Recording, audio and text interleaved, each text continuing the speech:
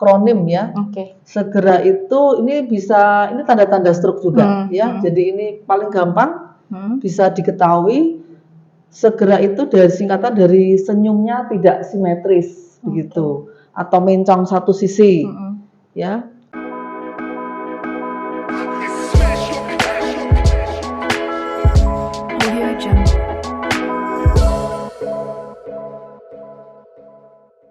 Assalamualaikum warahmatullahi wabarakatuh. Selamat siang dan salam sejahtera untuk kita semua. Now you're watching Pemikat Hati, podcast edukasi masyarakat dan informasi kesehatan terkini. Kembali bersama saya, Dr. Aziza Gita Budiarti, selaku moderator, yang akan menemani sahabat pemikat hati di rumah dalam beberapa menit ke depan untuk memberikan informasi seputar kesehatan, serta mengulik mitos dan fakta yang banyak beredar di masyarakat.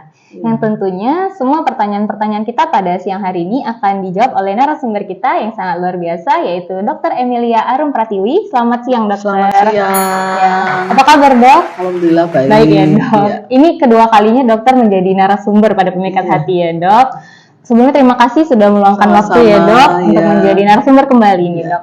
Kilas balik mengenai materi pada episode sebelumnya, kita sudah membahas tentang apa itu hipertensi, kemudian bagaimana seseorang tersebut bisa dikatakan terkena hipertensi, faktor risiko apa saja yang bisa mengenai pasien dengan hipertensi, kemudian pencegahan, pengobatan, serta mitos dan fakta yang banyak beredar tentang penyakit hipertensi di masyarakat.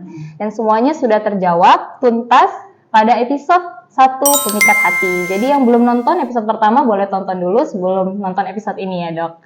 Baik, untuk episode sekarang kita nggak jauh berbeda, kita membahas tentang hipertensi juga ya, Dok. Namun kita akan membahasnya lebih dalam lagi, yaitu mengenai komplikasi apa saja yang bisa didapat dengan pada pasien hipertensi yang tidak terkontrol setiap bulannya ya, Dok. Baik, semuanya akan terjawab pada sesi tanya jawab. Kita masuk ke sesi tanya jawab ya, Dok. Jadi topik kita hari ini kan mengenai tentang komplikasi hipertensi. Penyakit-penyakit apa saja yang bisa diakibatkan apabila pasien tersebut tidak mengkontrol tensinya dengan rutin ya, Dok, setiap bulannya. Oke. Kilas balik mengenai Pemikat Hati episode pertama, kita sudah menjelaskan bahwa apa itu hipertensi. Jadi hipertensi itu diagnosanya itu ditegakkan apabila tekanan darah sistol itu lebih dari 140 mmHg dan tekanan darah diastol itu lebih dari 90 mmHg, dan itu dilakukan pada fasilitas kesehatan seperti puskesmas, klinik ya, Dok. Oke, kita masuk ke pertanyaan pertama ya, Dok. Komplikasi apa yang sering terjadi pada pasien hipertensi, Dokter? Terima kasih atas waktunya, Dokter Aziza. Memang hipertensi yang tidak terkontrol itu bisa meningkatkan risiko, terutama terhadap organ-organ yang penting, ya, misalkan otak, jantung, ginjal, kemudian juga mata, dan terutama di pembuluh darah yang besar, begitu ya, dan juga di pembuluh darah perifer.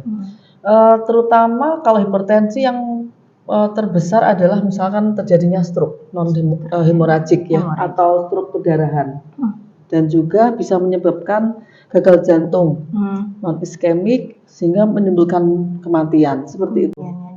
Jadi ada beberapa penyakit ya, Dokter. Tadi stroke ya, Dok. Terutama yang stroke itu yang memang banyak orang yang kemudian tidak waspada terhadap gejalanya seperti itu. Stroke tadi ya, Dok. Jadi Dokter, kita boleh bahas mengenai stroke terlebih dahulu ya, Dok. Jadi sebenarnya apa sih, Dok, yang dimaksud dengan stroke itu?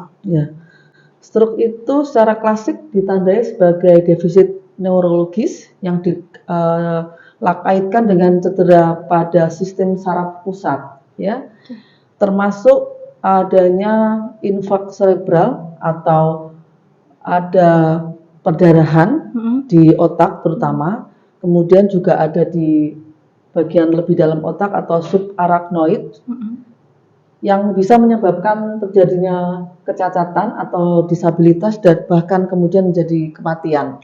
Seperti bisa kematian ya, Dok.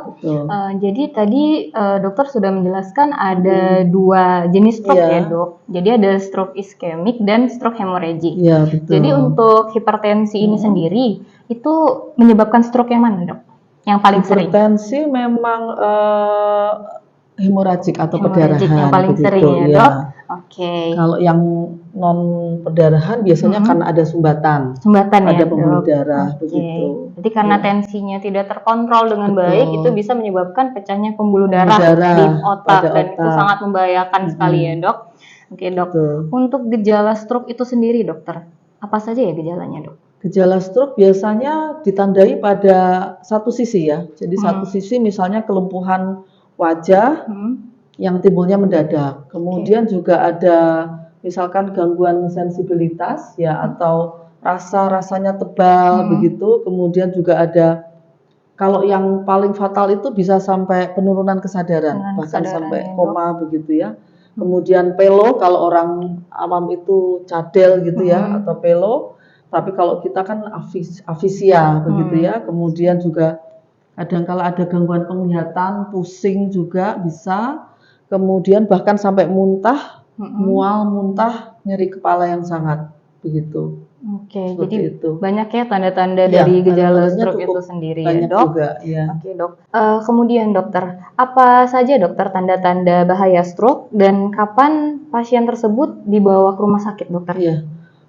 Mungkin kita harus ini ya, banyak-banyak ada yang slogan namanya segera ke rumah sakit. Segera begitu. ke rumah sakit ya. Segera ke rumah Sahabat sakit ini Pemikat adalah Hati. akronim ya. Oke. Segera itu ini bisa, ini tanda-tanda stroke juga ya. Jadi ini paling gampang bisa diketahui.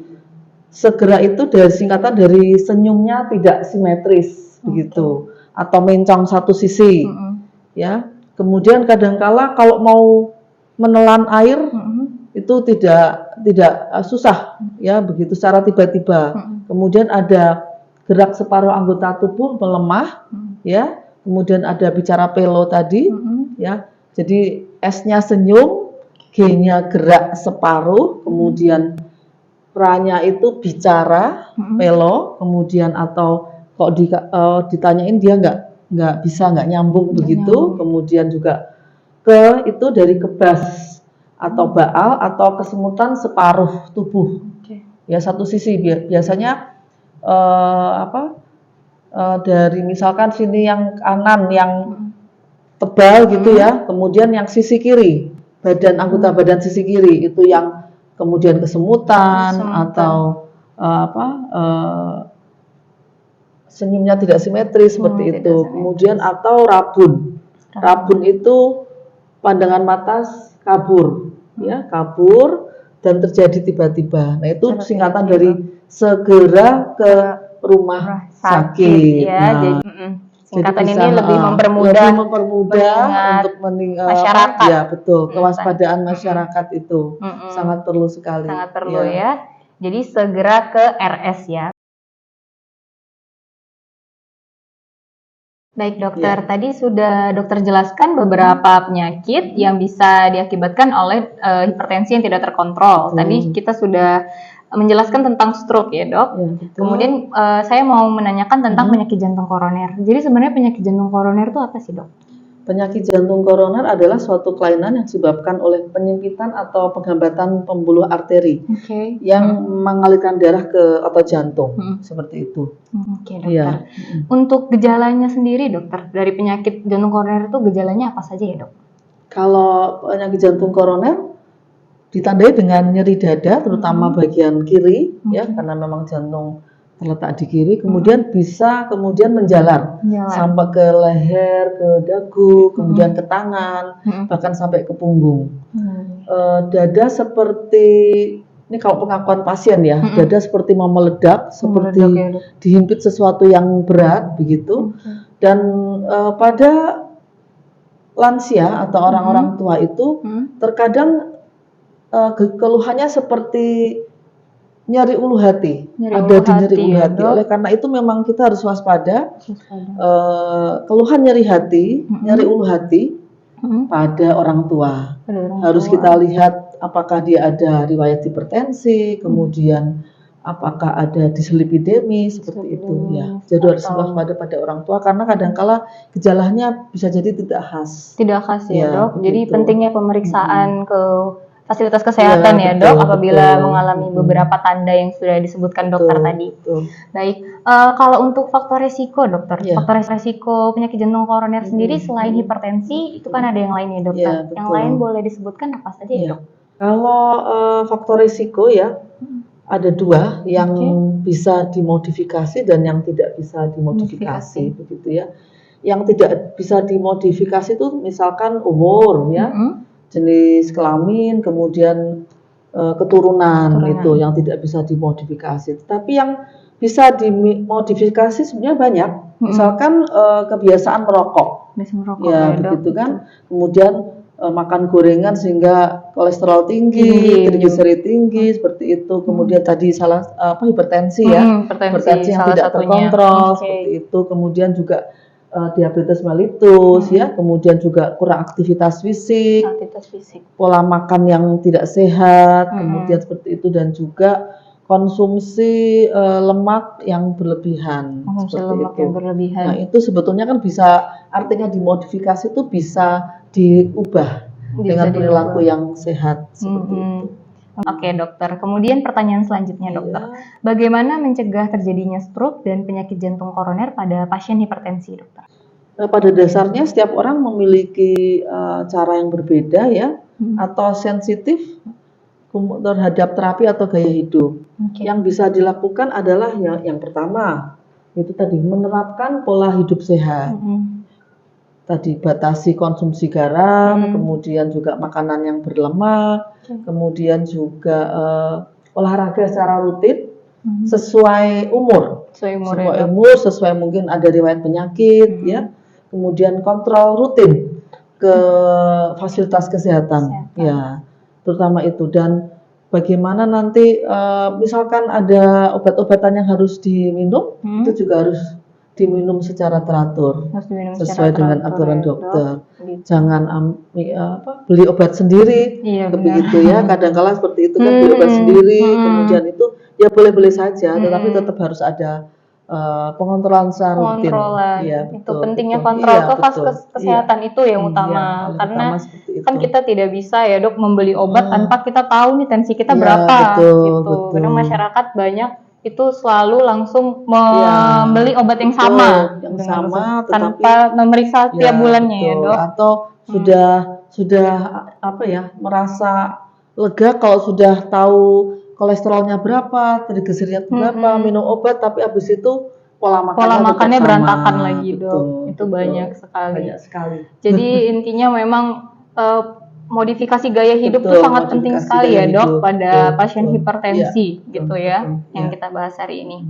Baik, pertanyaan saya yang tadi itu menutup sesi tanya jawab kita. Nah, kemudian kita nih ada masuk sesi lain ya, dokter, yaitu sesi mitos dan fakta mengenai komplikasi hipertensi. Baik, kita masuk ke sesi mitos dan fakta ya, Dok, mengenai komplikasi hipertensi. Masuk ke pertanyaan pertama ya, Dok. Mitos atau fakta, stroke hanya menyerang orang tua, Dok? Ya, stroke menyerang orang tua seiring dengan sekarang demografi ya, bonus demografi lah. Di Indonesia itu usia produktif semakin banyak, dan penyakit-penyakit degeneratif itu bisa menyerang di usia produktif, terutama usia muda. Jadi kalau dibilang bahwa stroke hanya menyerang orang tua, itu mitos. Mitos ya, Dok? Karena sekarang memang banyak kita temukan hipertensi bisa terjadi pada usia muda. Ya, usia muda, usia produktif, seperti itu. Jadi mitos ya, stroke itu bisa menyerang semua kalangan, bisa menyerang orang tua, muda, apabila dia tidak menjaga pola hidupnya dengan baik. Dokter. Masuk ke pertanyaan kedua, dokter. Mitos atau fakta, fungsi organ pada pasien yang sebelumnya pernah menderita stroke tidak dapat kembali normal, dokter?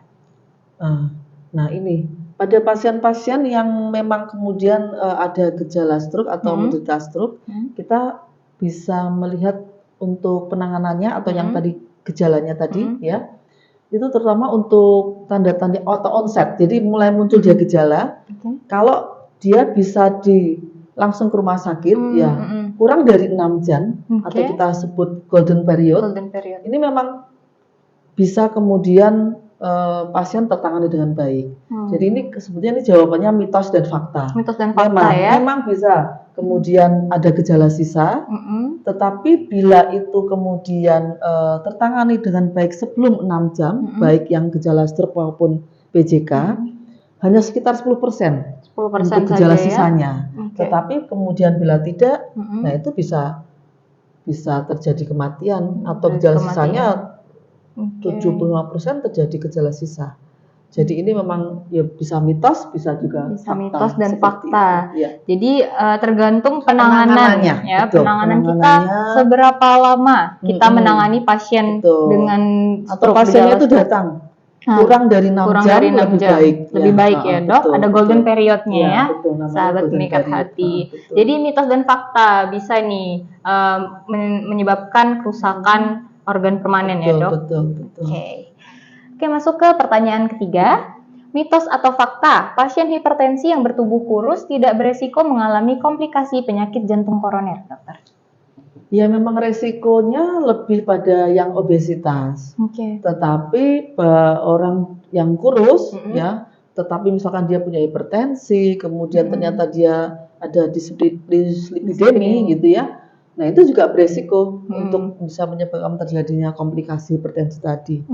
Jadi ya mitos. Mitos ya dok. Jadi tidak hanya bertubuh kurus aja, gemuk juga bisa ya.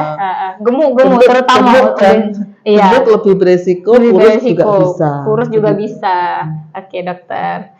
Masuk ke pertanyaan keempat dokter. Ya. Mitos atau fakta, saat terkena penyakit jantung koroner, pertolongan pertama yang dapat diberikan adalah menusuk ujung jari dengan jarum, dokter. Ini saya juga pernah dengar nih, dok. Betul. Ini mitos atau fakta sih, dok, sebenarnya? Ini pernah juga ya di di medsos itu, di grup-grup itu ya. Nah itu memang pada PJK itu terjadi penyumbatan pembuluh jantung ya. Sehingga pasien yang mengalami PJK harus segera dibawa ke rumah sakit. Kalau kemudian pertolongan pertama adalah menusuk ujung jari dengan jarum, pada penyakit jantung koroner itu yang tersumbat adalah pembuluh darah yang besar. Besar ya dok. Nah kalau kita menusuk menusuk ujung jari ini kan hanya pembuluh darah perifer atau tepi. Jadi sebetulnya tidak ada hubungannya. Tidak ada hubungannya ya. Mitos ya.